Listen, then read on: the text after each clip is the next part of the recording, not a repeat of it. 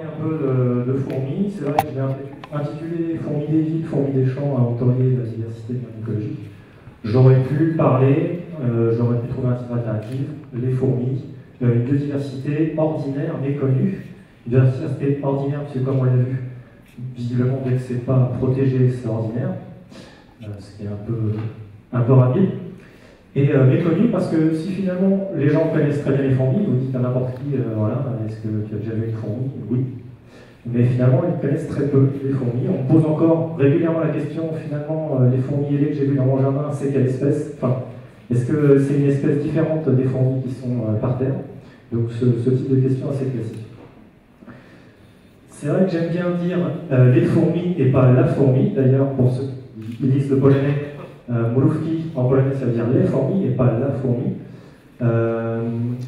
Les fourmis, pourquoi? Parce que c'est une des familles, donc déjà les plus diverses, une des fourmis les plus diverses, une des familles pardon, les plus diverses parmi les insectes, avec plus de 12 000 espèces à l'échelle mondiale.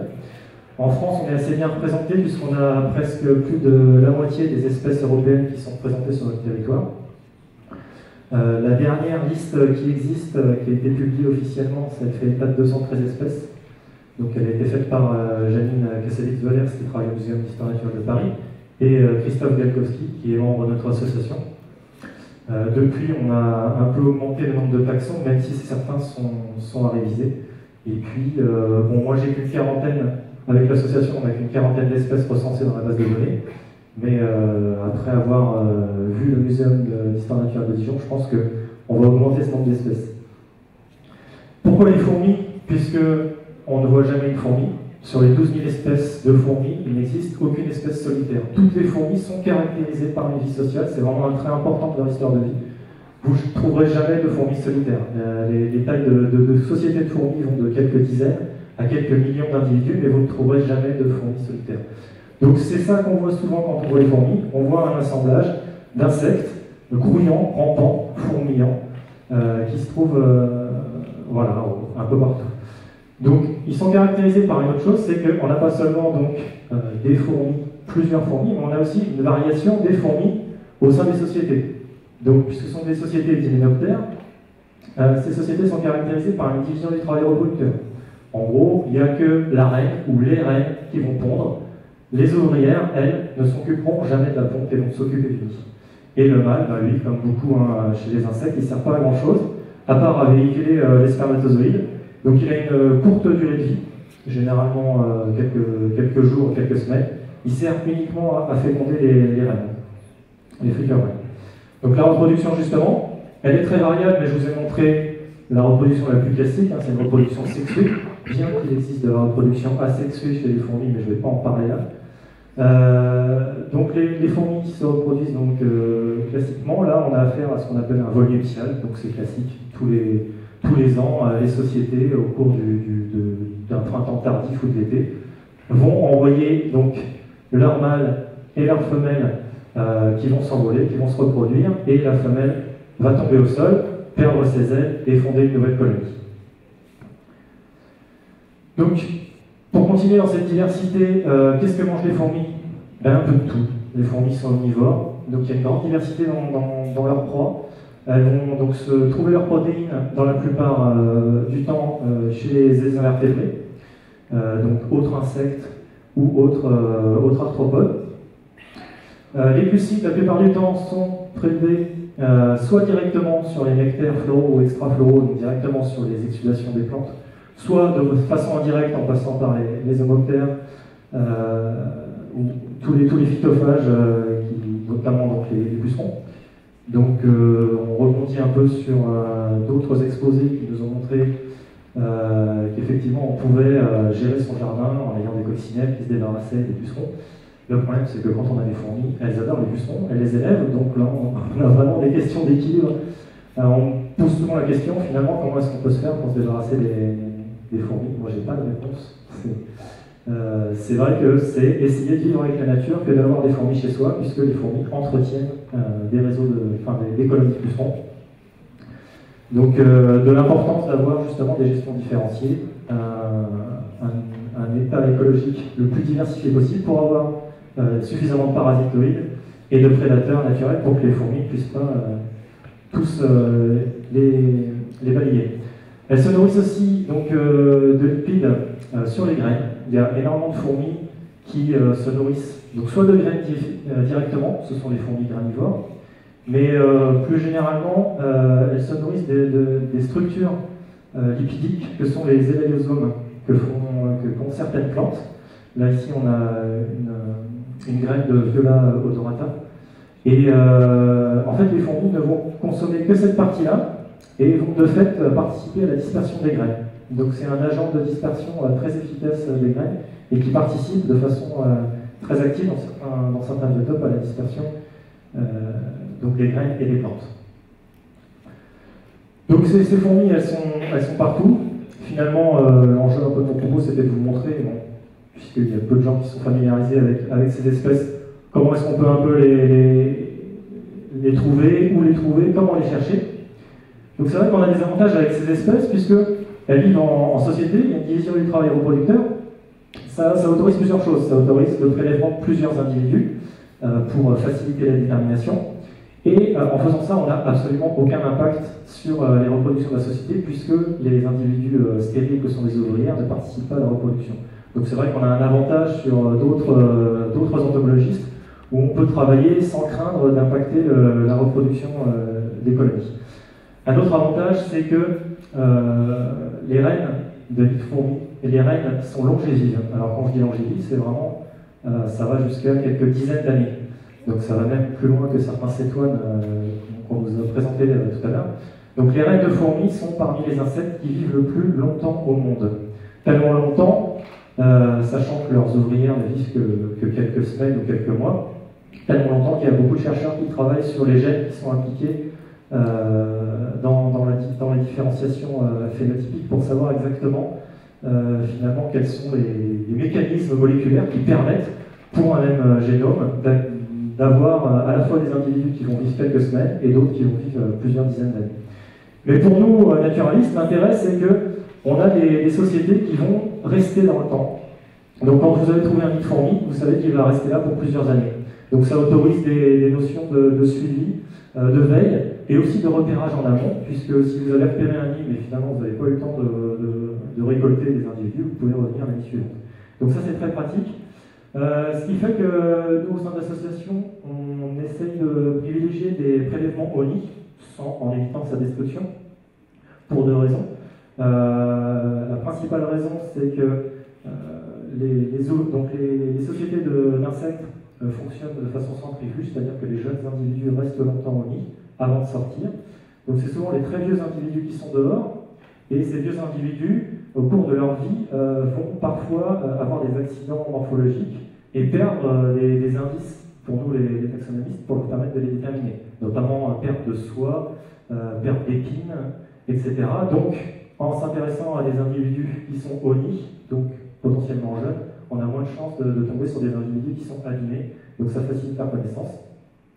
Et puis, un autre avantage aussi, c'est que prélever des individus au nid, c'est être sûr que ces individus viennent de ce nid, donc autoriser aussi une localisation géographique précise, une autochtonie claire et précise, sachant que de toute façon, si vous prélevez des individus isolés, vous serez sûr de toute façon qu'ils viennent dans la centaine de mètres. Hein. C'est pas très grave, mais au moins ça autorise une localisation précise. Notamment, les fourmis ont tendance à fourrager, donc vous voyez des colonnes d'ouvrières. C'est plus intéressant de repérer le nid que de simplement s'intéresser aux fourrageuses. Donc je vais vous présenter un petit peu quelques grands groupes de fourmis et avec la manière de les appréhender quand on fait des prospections. Donc je vais commencer par la plus emblématique, les fourmis des bois. Donc ici vous avez une ouvrière de Formica polyctena, une fameuse fourmi des bois qui construisent donc ces fameux dômes. Et donc du coup, sur une espèce comme celle-là, on peut l'observer toute l'année. Donc toute l'année, il suffit, même l'hiver, hein, vous voyez très bien. Donc ici c'est pas loin de Saint-Brisson, je ne sais plus si on est encore sur Champeau ou sur Saint-Brisson. Vous voyez un nid qu'on peut repérer depuis la route avec son véhicule. On sait qu'on reviendra au printemps lorsque le nid sera dégelé pour prélever des individus. De la même façon, la DDE ou les UTIR maintenant régionaux font très bien leur travail, hein. On sait qu'ils aiment bien s'occuper des bords de route. Alors ça a malgré tout un avantage pour un naturaliste, surtout pour le myrmécologue, c'est-à-dire celui qui utilise les fourmis, parce que ça dégage bien et ça nous permet de voir de façon beaucoup plus précise les nids. Donc là, ce n'est pas un golem, une tête de golem, c'est bien un nid de fourmis au sortir en hiver encore, et ces trous en fait sont le résultat d'activités d'oiseaux qui cherchent souvent à creuser plus profondément pour récupérer les fourmis qui sont bien au chaud et qui attendent de se réveiller au printemps. Donc au printemps justement, les fourmis sortent en masse de ces nids, ce qui permet aussi un repérage assez aisé sur le terrain. Donc là vous avez une fourmilière de Formica pratensis, donc une fourmi des bois, une de la famille des fourmis des bois, mais qui fait des dômes beaucoup moins importants que ses cousines. Donc voilà, la Formica pratensis, au printemps, c'est un tapis brouillant, ça se repère de très loin et ça permet facilement de récolter des individus. Donc cette espèce est assez facilement reconnaissable à la tache sur le pronotope, ici, bien qu'on puisse aussi avoir d'autres espèces qui y ressemblent, mais c'est un bon indice. Donc ces espèces sont visibles après toute l'année, là on est en été, à la période de reproduction, donc c'était en mai dernier. Donc à la période de reproduction, pareil, on a à nouveau une forte activité. Les nids sont entretenus toute l'année, vous ne verrez pas de végétation sur un nid entretenu, ça facilite son repérage. Et puis, comme on est sur la nature près de chez soi, eh ben, vous pouvez très bien héberger un nid de Formica chez vous. Bon, bien sûr, là, on n'est pas au centre-ville, mais sur un hameau. Mais voilà. Donc, j'ai jamais rencontré les propriétaires pour l'instant, je suis passé plusieurs fois, ça a l'air d'être une maison secondaire. Mais en tout cas, ça ne les gêne pas, on est en plein jardin et on a effectivement une colonie de Formica, fourmis des bois. Alors par contre, plus on va dans la saison, plus ça devient difficile. Donc là, on est déjà en octobre, mais la photo aurait été la même en août. On est en fin de saison, voilà, les fougères ont poussé. Une fois que la DDE a fait son travail, et ben on revient. Donc c'est la même photo avant-après. On peut facilement repérer les nids de fourmis. Donc c'est pour vous montrer aussi que c'est une activité qui peut se pratiquer toute l'année, même si les individus ne sont pas présents. Je vais passer maintenant aux fourmis les plus présentes, les fourmis calicoles. Donc ici vous avez une ouvrière d'un genre qui s'appelle Tetramoria. Si je l'ai pris, c'est pas par hasard, c'est aussi parce que c'est une fourmi qu'on appelle la pavement ant pour les anglo-saxons, les américains notamment, qui veut vraiment dire ce qu'elle veut dire, c'est la fourmi des trottoirs. Et effectivement, dans les banlieues américaines, elle se trouve tout le long des couloirs. Bon, il faut savoir que c'est des banlieues avec les grands trottoirs, les petits jardins de maison, et on les trouve tout le long des trottoirs. C'est une fourmi qui est extrêmement commune. Par chez nous aussi, elle est extrêmement commune. Je sais que on la trouve en ville. Ça rejoint un peu ce qui a été dit aussi sur tout ce qui a été fait sur la nature en ville, puisque finalement, les fourmis se trouvent aussi, dès qu'on laisse pousser un peu d'herbe, finalement, au bout d'un moment, on arrive aussi à avoir des colonies de fourmis qui s'installent dans les anfractuosités. Donc, comment se repère ces nids la plupart du temps? Là, vous voyez, on est sur de la chaussée. C'est un nid de... Alors là, c'était dans le sud de la France, donc ça devait être des fédolés. Voilà comment on repère un nid de fourmis, tout simplement au débris d'excavation centrifuge. Ils partent des nids, ils déposent tout ce qu'ils ont creusé au fur et à mesure autour, ce qui permet un repérage facile des nids. Donc là, vous voyez, en pleine chaussée, elles ont trouvé le point faible et elles se mettent sous le revêtement, ce qui pour elles est très important, puisque ces insectes sont thermophiles, ils ont besoin de chaleur pour l'élevage du couvain. Et tous les revêtements urbains en fait, leur sont assez favorables.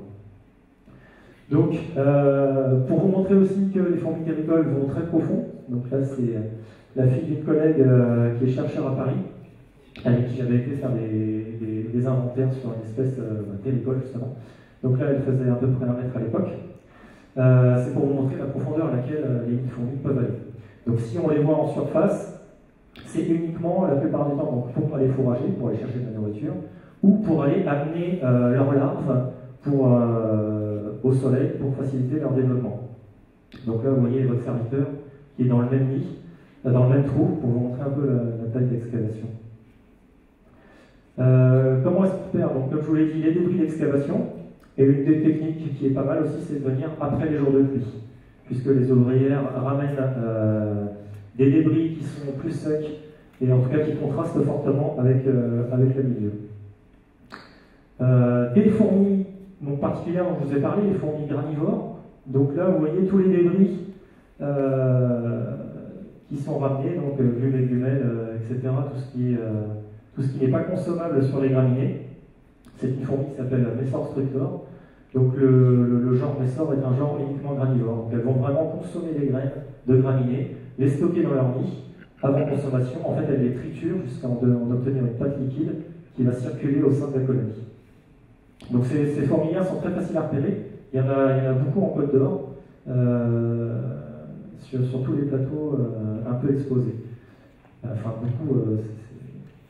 Ensuite, une autre façon, au printemps, de repérer les nids terricoles. Donc, vous voyez, la végétation a bien grandi. Là, c'était en Nièvre, près de Moulin-Gilbert. Donc, sur un chemin, voilà, entre deux champs. Vous voyez, la végétation a bien poussé. Un bon moyen de repérer, tout simplement, les fourmis cherchent à gagner de la hauteur sur leur nid pour essayer d'accéder à la lumière. Ça, c'est un grand classique chez les fourmis. C'est pour ça qu'il y a des périodes qui sont quand même plus favorables à leur observation, notamment la saison printanière, et l'été, parce que dans ces nids-là, vous trouverez les larves, les cocons de l'espèce, et ces structures épigées deviennent très facilement repérables.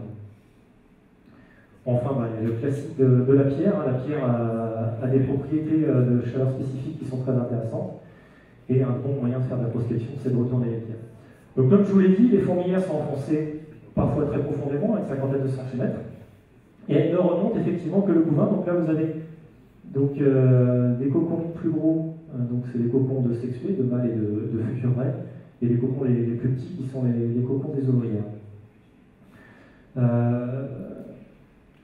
Donc comment ça se passe? Je suis tombé dessus là. Donc moi j'habite en Saône-et-Loire sur l'Usné-l'Évêque et j'avais fait une sortie là-dessus. Et je me suis retrouvé à soulever une pierre, pas soulever une pierre, à soulever une simple écorce. Et vous voyez ici, dans ce petit trou, en fait, pourquoi est-ce qu'on trouve souvent les nids de fourmis sous les pierres? Parce que c'est des endroits où sous les bois ou d'autres structures, c'est que les fourmis en fait cherchent ces lieux. En fait, elles cherchent, la reine au moment de fonder sa colonie, cherche déjà un endroit qui lui est favorable pour sa colonie. Et elle va creuser comme ça profondément, faire sa loge jusqu'à ce que les ouvrières apparaissent. Donc ces fourmis des villes, on les retrouve, je vous l'ai dit, là c'est par exemple sur le parc c'est l'herbarium de la maison du parc à Saint-Brisson. Donc au printemps, vous voyez des structures comme ça. Les fourmis, en fait, se servent des qualités thermiques des pierres et vont aménager des ouvertures en dessous. Ici, pareil, là on est vraiment donc, à Saint-Brisson, près d'un mur. Donc on pourrait croire que la société s'est installée en fait dans la structure, mais non. En fait, le nid est vraiment souterrain, sous la dalle de béton, et elles ont trouvé le moyen de sortir, ou en tout cas de rentrer la première fois. Voilà, donc ça c'était pour les fourmis terricoles. Donc on avait vu les fourmis des bois, en fait ce sont les fourmis qui vivent dans les bois, et maintenant il y a je vais vous parler un peu des fourmis du bois, donc toutes les fourmis limicoles, olicoles, etc. Avec, donc ça c'est une ouvrière de Thévenothorax, qui sont un genre qui apprécie particulièrement le bois. Donc les fourmis peuvent occuper quasiment tous les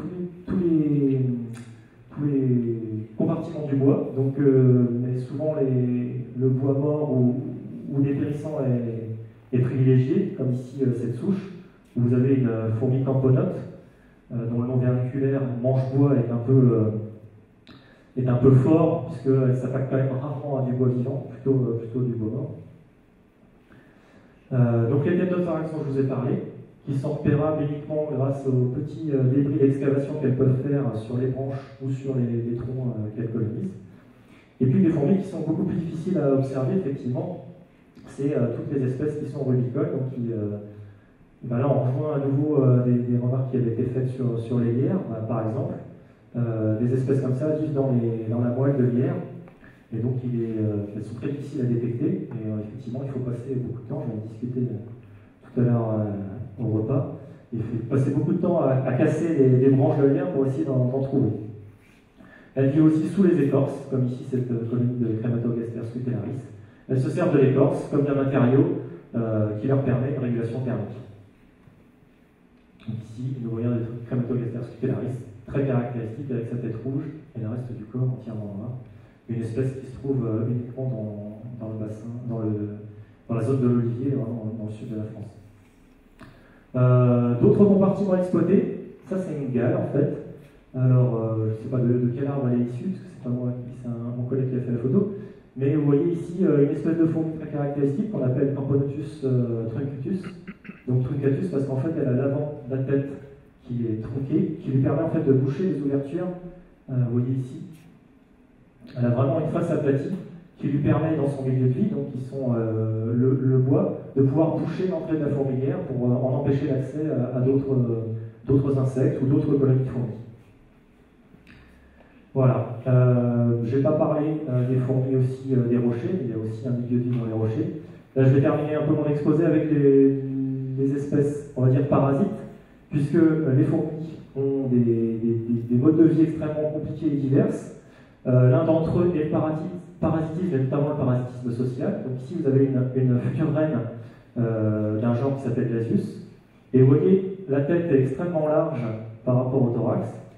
Ce qui est signe en fait que la reine a des muscles mandibulaires extrêmement développés. Pourquoi? Parce qu'elle va chercher en fait le nid d'une autre espèce, y pénétrer, tuer la reine existante, pondre, et ce bouvain sera élevé par les ouvrières orphelines de la colonie dans laquelle elle s'est infiltrée. Donc c'est ce qu'on appelle le parasitisme social. Donc ensuite, un autre type de parasitisme social. En fait, je voulais juste vous montrer une espèce qui pratique une autre forme de parasitisme social qui s'appelle l'esclavagisme, où en fait les ouvrières vont pénétrer dans le nid d'une autre espèce, en récupérer. Voilà. Merci. Donc ici les fourmis rouges, entièrement rouges et grosses, avec des mandibules vraiment en forme de faux, qui s'appelle le genre Polyergus et l'espèce Polyergus rufescens, sont en fait considérées comme esclaves. Elles vont piller les nids d'autres genres de fourmis qui sont regroupés sous le sous-genre Cerviformica, qui, comme son nom l'indique, qui sert les fourmis. Et donc en fait, ces fourmis ramènent le bouvain sous forme larvaire ou sous forme de cocon, et ces individus qui vont naître dans le nid de la fourmi esclavagiste vont s'occuper de son couvain comme si c'était le sien. C'est une espèce dont je vous parle parce qu'en fait elle est extrêmement difficile à détecter, puisque les fourmis rouges, donc les fourmis esclavagistes, ne sortent qu'à certaines périodes de l'année pour ce qu'on appelle le raid. Donc elles vont sortir en boule, aller directement vers un nid qui aura été préalablement repéré par une éclaireuse, et ensuite ramener tout le couvain disponible dans le nid. Et après vous ne les voyez plus de l'année. Ce que vous voyez, c'est l'autre espèce, ou le mélange des espèces qui ont été capturées. Donc en fait, ce sont des nids qui sont extrêmement difficiles à capturer. Donc là, j'ai eu la chance d'y assister à la fin d'été à côté de chez moi. C'était pour vous montrer un petit exemple de la variété de ce qui existe en termes de...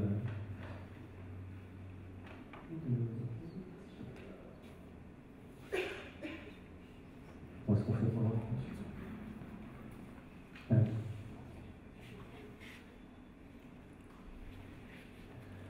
Voilà. Et encore un autre exemple, donc toujours de parasitisme. Vous avez ici la plus petite fourmi européenne qui s'appelle Plagiaulipis. Donc là, vous avez une reine, vous avez deux ouvrières de l'espèce, et là, en fait, vous avez une espèce parasite. Donc c'est le même genre, mais ça, c'est le genre Plagiaulipis, sauf que celle-ci, c'est la Plagiaulipis xénée. Et en fait, vous voyez ici le thorax.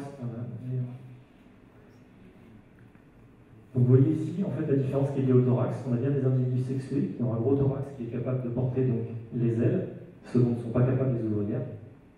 Et donc ces espèces vivent en inquilin, comme on dit, c'est-à-dire qu'elles vont vivre toute l'année dans ces sociétés-là, et leurs sexués vont aussi partir se reproduire et aller à nouveau intégrer ce type de colonie.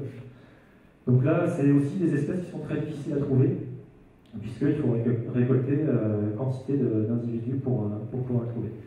Et enfin, je vais terminer par une petite histoire, puisque hier on a eu droit à des parasitoïdes, aujourd'hui aussi. Donc il y en a aussi chez les fourmis, je l'ai un peu rajouté. Pour vous montrer une petite histoire de parasitoïdes, comme les fourmis, elles ont leur parasitoïde. Ici vous avez un nid de Lasius niger. Voilà, une petite espèce assez classique. Et vous avez son parasitoïde, donc un petit phoride du genre Pseudactéon. Et ce petit foride est capable donc de suivre les traces en fait de CO2 qui sont d'acide même, d'acide que dégagent les fourmis. Pour les suivre, ici vous voyez l'ovipositeur donc de la mouche prêt à l'action. Donc voilà, tout est prêt, elle a trouvé sa cible et elle va en fait aller déposer un œuf juste à la base, à un endroit faible de la fourmi, c'est-à-dire vraiment à l'articulation de la tête et du thorax. La larve qui va en découler va pénétrer dans la fourmi, va la tuer, et ensuite vous allez avoir la tête de la fourmi qui va se détacher et la nouvelle mouche qui va sortir. C'est d'ailleurs, ces parasitoïdes sont très utilisés aux États-Unis pour lutter contre une espèce de fourmi invasive. Ils élèvent en fait ce parasitoïde en quantité pour pouvoir juguler le problème de cette espèce de fourmi. Voilà, donc je vous ai parlé un peu de... voilà, bon, j'espère avoir été assez court. Je vous ai parlé un peu de quelques aspects de la vie des fourmis. On est à Saulieu, donc j'en profite. Il existe une route forestière de la fourmi un peu plus loin sur la route de Saulieu. Je n'ai pas encore eu l'occasion d'aller y faire quelques inventaires, mais ça pourrait être intéressant. Voilà, je tiens à remercier mon collègue Claude Lebas qui m'a fourni de nombreuses photos à lui. Et je vous remercie de votre attention. Merci.